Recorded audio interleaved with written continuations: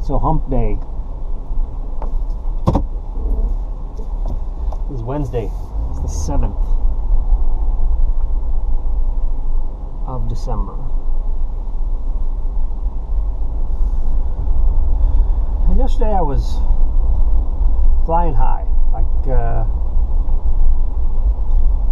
I had been recently. I've had very few down moments, few low energy moments, but never anything where I would consider to be down. And as life can sometimes do, I was punched in the gut, kicked in the nuts, and stomped down to the ground yesterday afternoon. Metaphorically speaking. So, I spoke at length yesterday in a couple of different recordings about how proud and impressed I was with my ability to separate myself from stressful circumstances and manage that stress level, and all of those things that I was talking about as far as maintaining a healthy, happy lifestyle. And then something hit me yesterday afternoon that there's no other way to say it. It knocked me down and it put me into a dark spot, and I had anger and rage and what I consider to be a sociopathic slip, which does happen on occasions, where I slip into what I call my dark side. I think we all have a dark side, and sometimes it is where we end up. So, as much as I strive on a daily basis to not make a mistake in anything that I do, which is very difficult and time consuming and somewhat stressful, to be somewhat obsessive compulsive about all the things I do and the checks and double checks that I do on a daily, hourly, sometimes minutely basis to make sure that I don't fuck something up. And yesterday an error occurred, and although I can't say that I made a mistake, because I actually did what I was supposed to do, the outcome was still an error. Unfortunate, upsetting, definitely sent me into a spiral of frustration and rage and anger. I was ready to quit my job. I was ready to chuck everything. And won't go into detail what all that means, but I was ready to chuck everything. And it just put me in a really, really bad spot. And all of a sudden, I'm sitting in a position of anger and frustration and rage, and I'm looking back. I can see my earlier part of the day. I can see my earlier recording. I can hear the words, and I cannot feel them. They are completely foreign and separate from what I am and what I'm experiencing. I'm in a completely different world. And it's interesting today, looking back at the circumstances, but yesterday there was no getting out of that hole. There was only the hole and nothing else existed, and the rage and anger that stemmed from that was the only thing that I could experience, the only thing I could focus on. And it was, I had to keep telling myself, I couldn't tell myself anything. For the first several hours, there was nothing but the rage and the frustration and the choice. Having to make the choice. What am I going to do now? I'm already consumed by this. What's my next step? And it wasn't easy. I struggled through it because I felt very much that I could very easily make a decision that I would probably regret. But at the time, even though you have a sense that there might be some regret, that doesn't matter. It just doesn't matter. You don't care. And I don't know if anybody that would be viewing this or watching this or listening to me has ever hit that extreme. I know people are capable of it, and it's really hard to elaborate and give the detail of what that extreme is. But if you haven't experienced it, you wouldn't understand it. If you have experienced, you know exactly what I'm talking about, and that's a critical stage in your life when you're teetering on that edge and not knowing what decision you're going to make, and honestly not caring what the outcome is. You are completely separated from the outcome. You just don't care, and that's a dangerous spot to be in for some people. It's a dangerous spot for anybody, but only a few people would find themselves in that spot. So fortunately for me, I persevered. I made it through, and I'm here today, and still employed and not incarcerated, and I did not make any decisions that would have drastically and negatively impacted the rest of my life. So kudos to me, but I'm still not happy about it. So as a quick rundown goes, I did something, and I didn't, and again, this is the part that was the most irritating, is I did what I was supposed to do, and I did it right, but I overlooked a detail, and that detail contradicted, counteracted, basically erased my action. Never really thought about it until now, that you can do the right thing and forget a process, a procedure, a step.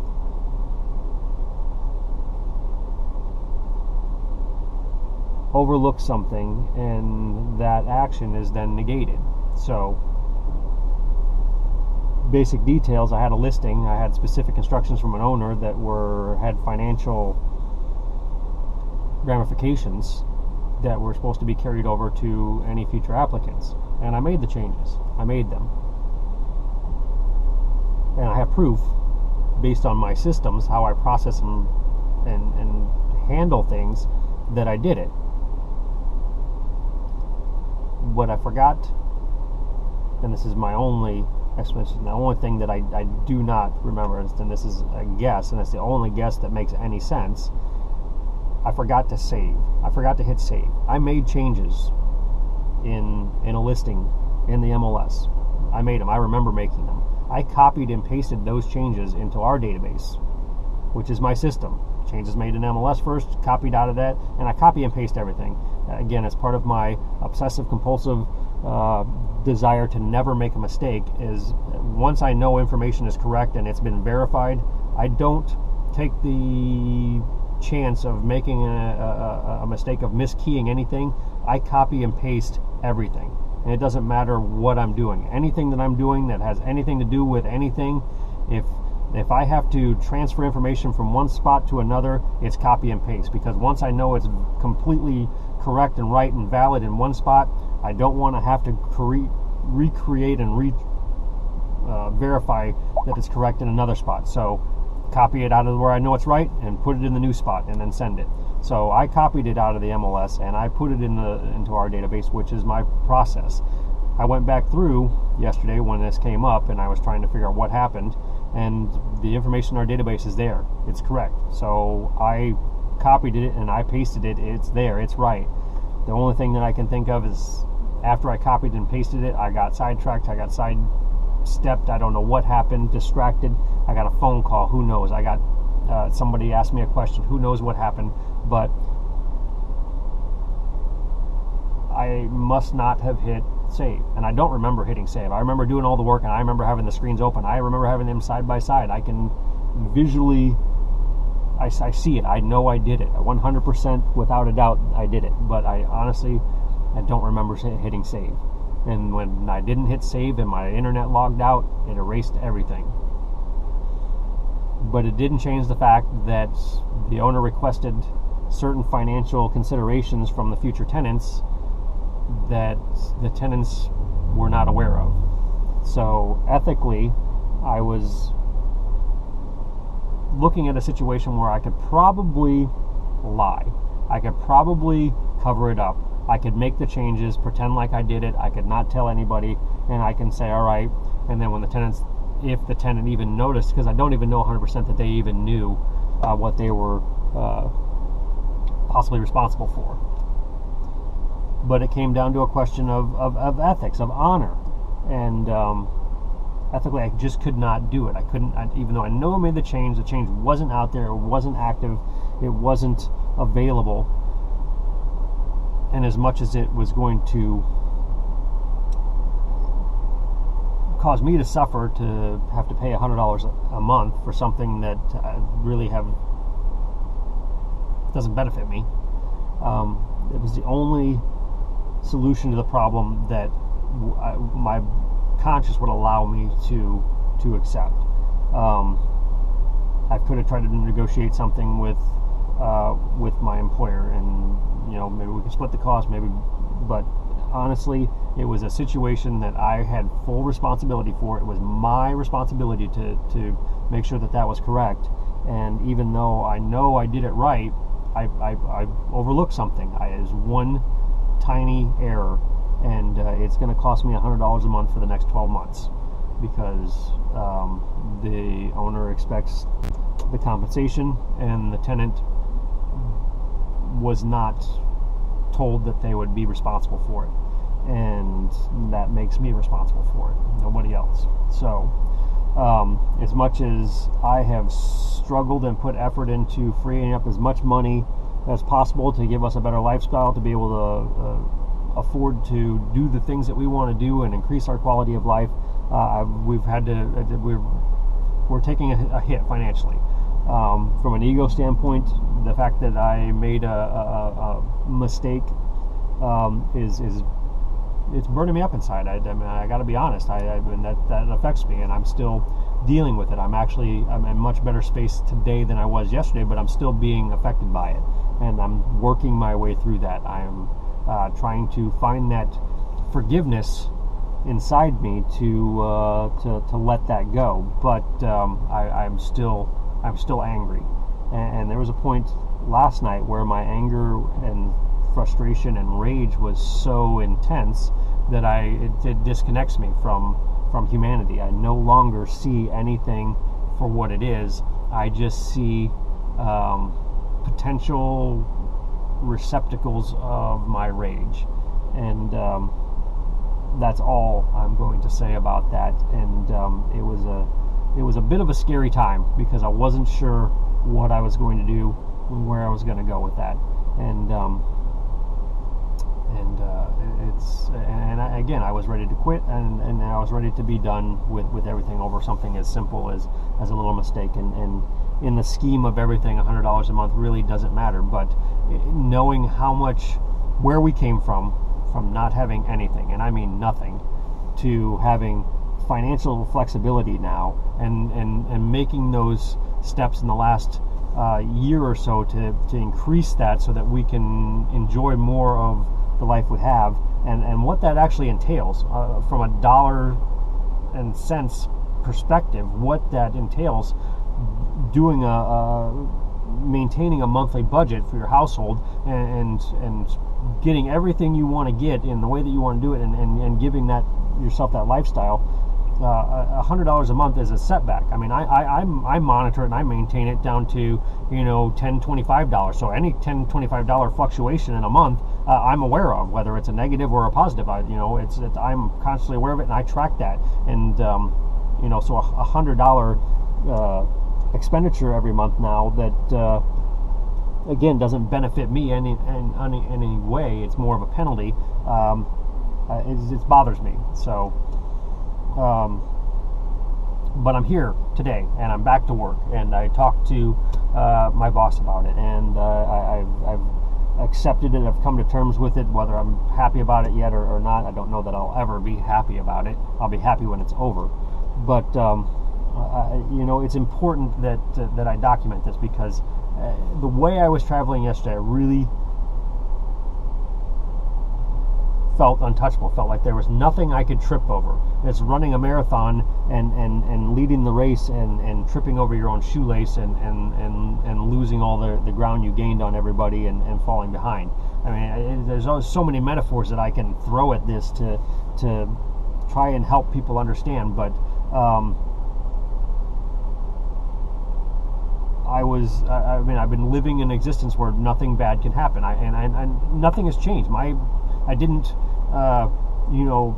slack up. I didn't let something slide. I didn't change the way I approach my life. I did everything, and an error still happened. I had to come up with one. Because there was an error, immediately shift into, all right, what can I do from now on that prevents that from happening again? And there's a resolution to that. I have to print these listings every time I make changes, which I've never done. Every time I make a change to a listing, I just scratch it off on the one that I had original and write in the difference so that I've got notes. It's not, but had I printed that and saved a brand new fresh copy of a printed listing with the changes on it, it would have saved, because you can't print it until you save it.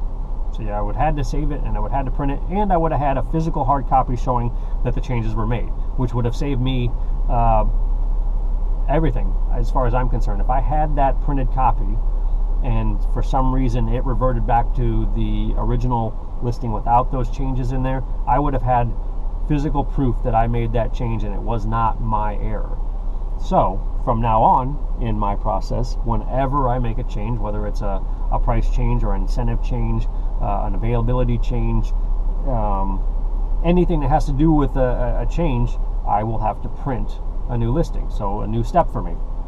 But it's a step that will eliminate that possibility of me forgetting to save something, and hopefully remove liability for me for taking financial responsibility for a mistake that I didn't really make, even though I did.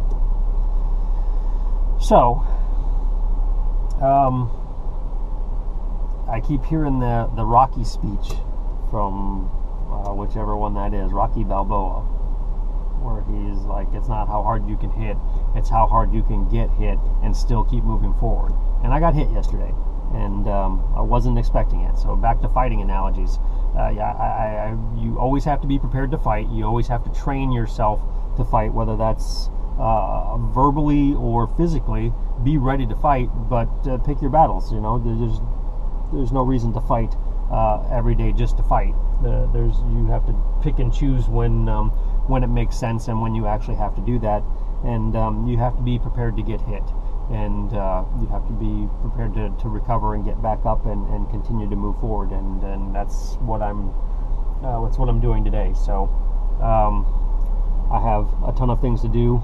I was able to get caught up because I stayed till 7 o'clock last night, and I did a lot of the things that needed to be done. I'm still short-staffed. My assistant's still out of the office for personal reasons, and there's a lot of things that I would normally delegate to him to do that I have had to do myself. So it was adding to my stress. Having all these unfinished tasks was adding to my frustration and my anger yesterday. So I was completely out of it by the time I left at 7 o'clock yesterday, but I got everything done. I got every little tasky, knick-knacky, whatever, everything that needed to be done was complete, and I was able to come in today with a fresh slate, which allowed me also today to come in with a fresh slate, because had I left and just said, fuck it, I'm out, I'll deal with everything tomorrow, and procrastinated and put it all off, I would have come into a more stressful situation. I would have still been carrying the stress from yesterday and some of the anger,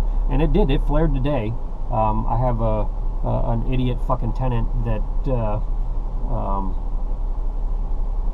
left a house and thought it was in perfect shape, which it more often than not it's not, and then now is disputing what they were charged for. And it's just part of this business. It's part of what we have to deal with. There's people's perceptions and perspectives that you're constantly battling with. They saw the place as perfectly acceptable, and I did not, the owner did not, and there were things that needed to be done, and she was charged accordingly, and now she's disputing it, which means now I have to take the time to show all the documentation and all the proof that everything needed to be done, and present that to her. So it's more work for me, but then she's being more persistent about it and sending multiple requests with it, and that came about yesterday, and I basically dealt with it in my mind and filed it away. But then it came up again this morning, and somebody brought it up to me, said, "Hey, got that email from that tenant, and I'm like, and I blew up. I'm like, fuck her, fuck that.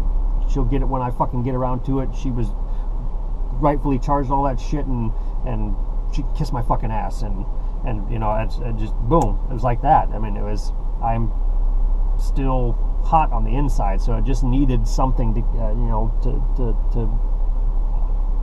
trigger point, something to create that flash. And of course, when that flash happened, I'm still very aware of, all right, well, I was extremely hot yesterday and full of rage, and this morning I'm just smoldering, and anything might set me off. So I need to be very careful about my reactions. So I had to kind of step back, refocus, release that anger, not hold on to it, because that's a tendency of mine to just give that a nice big hug and hold on to that for as long as I can, and so release that and clear myself, and I was able to sit down with my boss and basically I would be very upfront with him about what happened yesterday, what my reactions were to that, and what my decisions were as far as handling it. And he's very open, very understanding, so it made it easier for me to open up and express that. And it's also was cathartic. I was able to clear some of that from me and allow me to move forward a little bit. And now I'm in a better spot, but I'm still angry. I'm not. It's not gone, and I'm not trying to avoid it. I'm not trying to eliminate it. I'm letting it do its thing, but I just need to be consciously aware that I am in control, and I'm not going to let that situation or that emotion control me. And but I'm going to let it run its course. I'm going to let it do what it needs to do, because it serves a purpose. And although I suspect what that purpose is and have theorized about it, I'm not 100%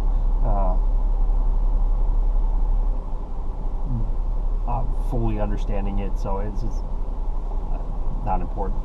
So anyway, I'm here, and I've got 3 houses that I have to hit in this trip, then get back to the office. Then I have 2 more houses that I have to hit, and a lot of things to do today. And it's 10:30. I've got plenty of time. Again, always clock management is always an issue that I have to deal with, and I've got the clock time to do it, and hopefully don't have to stay late again today. I've got my talk this afternoon or this evening with Patrick, which I'm looking forward to. I've done nothing really towards the book, but this is part of it. This is it. This is, my book is compiled of moments like this. It's the recapping of my day-to-day experiences and the things that come up, and explaining how my highs and my lows impact my life and the decisions that I make, and how I choose to move forward and be a better person from those experiences. And this is a perfect example of that, which is why I believe that it came about. I mean, there's really no other purpose that it could serve other than for me to learn something from and identify, and it gives me an opportunity to present something to other people that they may benefit from, and be able to make decisions when they're faced with situations that are at the time of occurrence seem to be devastating. They can make decisions that maybe allow them to progress on a more positive path in life, and not make a decision that's going to, again, negatively affect the progress of their life. So I'm hoping that some people will be able to relate to this, will be able to identify something in what I've said this morning and what I have experienced, and how I was able to get through it, and I'm not completely through it. There's always the possibility of reverting back to slipping back into that anger. But I think I'm advanced enough now, and I'm consciously aware enough to continue to proceed down this path without having those huge, negatively inspired decisions that would have the capacity to ruin the life that you have. So again, I just spin this into a positive and try to make something good out of it, and that's what I'm doing. So I got to do my thing.